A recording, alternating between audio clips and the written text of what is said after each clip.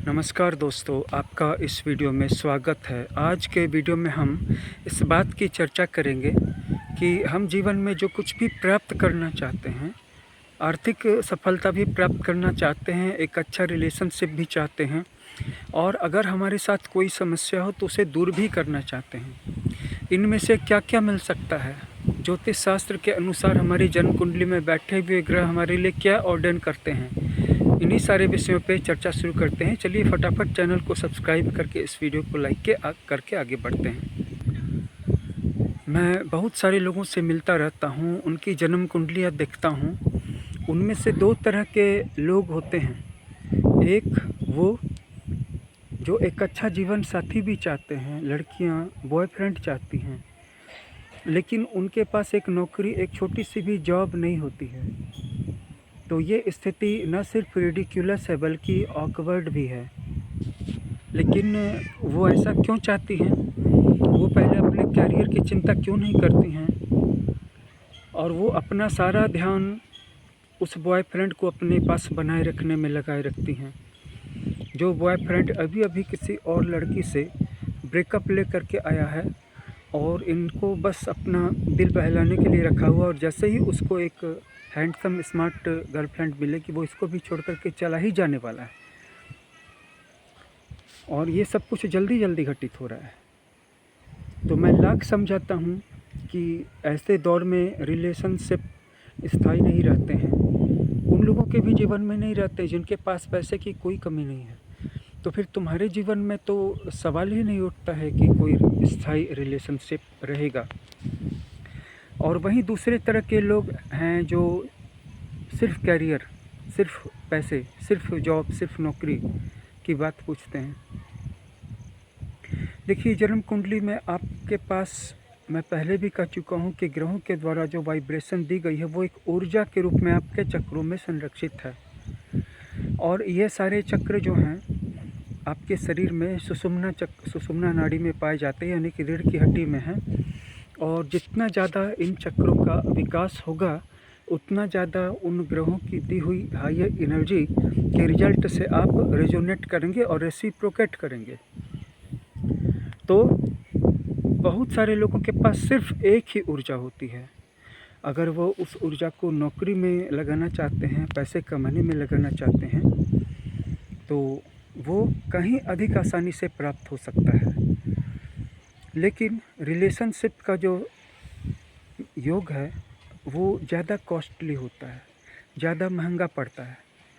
इसलिए अगर आपके पास एनर्जी कम है, आपके चक्राज जो एनर्जी से प्राप्त होने वाले रिजल्ट्स को रेसिप्रोकेट करते हैं, अगर आप रिलेशनशिप में खर्च कर देंगे तो आपके पास जॉब के लिए ऊर्जा बचेगी ही नहीं। तो कौन सा जीवन अच्छा है, आप खुद चुन लीजिए। आपके पास पैसे नहीं हैं, कोई भी जॉब नहीं है, हर चीज़ की स्कार्सिटी है, लेकिन एक अच्छा जीवन साथी है, वो भी चंद दिनों के लिए है।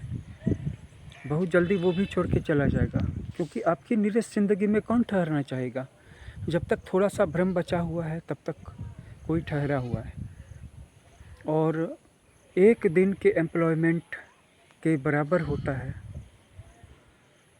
आधा दिन का रिलेशनशिप का सुख। यानी कि अगर आप 2 दिन बिना पैसों के रह सकते हैं तो एक दिन चंद मिनटों के लिए आपको रिलेशनशिप का सुख मिलेगा। आप उसी को रीलिव कर सकते हैं, रिमेंबर कर सकते हैं। तो 2 दिनों की आर्थिक दिक्कत सह करके एक दिनों का रिलेशनशिप ऐसा आंकड़ा है ज्योतिष का। और कुछ लोगों के पास तो सब कुछ है। देखिए, आप उनको मत देखिए, उनसे अपनी तुलना मत कीजिए। उनके ज़्यादातर चक्राज जागे हुए हैं और हायर डायमेंशन से, उच्चतर लोकाज से उनका संबंध बना हुआ है। इस दुनिया में हम ऐसे सारे लोगों को देखते हैं, किसी के पास एक 2 व्हीलर भी नहीं है और किसी के पास 2 व्हीलर के साथ 2-2 4 व्हीलर्स भी हैं। किसी के पास किराए का मकान नहीं है और किसी के पास अपने 2-2 3-3 मकान हैं, ज़मीन के प्लॉट्स हैं, बैंक बैलेंस है, बड़ी नौकरी है। तुलना क्यों करते हैं? उन्होंने यहाँ तक पहुँचने में बहुत समय लगाया है, उनके कई जन्म बीत गए, कई लाइफ टाइम्स बीत गए। अगर आप उनसे अपनी तुलना करेंगे तो इस जन्म में भी जो आपकी अपनी ग्रोथ होनी थी उतनी भी नहीं हो पाएगी। हाँ, कुछ लोग आपको ऐसे ज़रूर मिलेंगे जिनके पास पैसे भी होंगे और नौकरी भी होगी, और ऐसे लोग जिनके पास पैसे होंगे, नौकरी होंगी, एक रिलेशनशिप भी होगा। ये दोनों चीज़ें होंगी, पैसा और रिलेशनशिप। और फिर भी कोई भी चीज़ नहीं छूटेगी, कोई भी चीज़ नहीं खोएगी। लेकिन फिर ऐसे भी लोग आते हैं जिनकी ज़िंदगी वहाँ पे पहुँच के रुक गई है, न तो आगे जा रही है न पीछे लौट रही है, स्टैग्नेशन का शिकार हो गई है। स्टैग्नेशन का संबंध शनि से है, केतु से है और नीच के लगने से है। तो कैरियर के बारे में एक बिंदु आपको बता दूं, अगर आपकी लग्न कुंडली में, जो कि आपकी लग्न की कुंडली है, सारे ग्रह उच्च के हैं कैरियर से रिलेटेड, या स्वगृही हैं या मित्रगृही हैं, लेकिन इसके साथ साथ वो नवांश में भी उच्च के हैं, मित्रगृही हैं या स्वगृही हैं, तभी आपका कैरियर अच्छा होगा। और आपने एक सवाल और भी पूछा कि ये कैसे जाना जाए कि किस फील्ड में कार्य करना संभव होगा। तो इसके लिए सिर्फ लग्न का बताना और राशि का बताना काफ़ी नहीं है, इसके लिए पूरी जन्म कुंडली का विश्लेषण करना जरूरी है, क्योंकि इसको जानने का एक ही तरीका है कि आपके जिन भावों से केंद्र में गुरु जैसा ग्रह होगा उन्हीं भावों में सफलता मिलेगी, और जिन भावों के भी केंद्र में शनि, राहु, केतु और मंगल होंगे, उस भाव में आप रेमेडी करवा करके भी उस भाव से संबंधित अच्छा रिजल्ट नहीं पा सकते हैं, क्योंकि रेमेडी होगी ही नहीं। इसीलिए केवल उसी भाव से संबंधित प्रयास कीजिए और दूसरों की देखा देखी मत कीजिए। दूसरे अगर कुछ कर रहे हैं तो वो इसलिए कर रहे हैं कि उनका हाउस उनको अलाउ करता है कि उसके साथ केंद्र में शुभ ग्रह मौजूद है, बृहस्पति, शुक्र, बुध वगैरह जैसे ग्रह मौजूद हैं। और अगर आपके भी उन्हीं भावों में उनसे केंद्र में पाप ग्रह मौजूद हैं, तो वो लड़का इंजीनियरिंग कर रहा है, तो इसका ये मतलब नहीं कि आप भी इंजीनियरिंग ही करेंगे, कि आपको भी कर ही लेना चाहिए।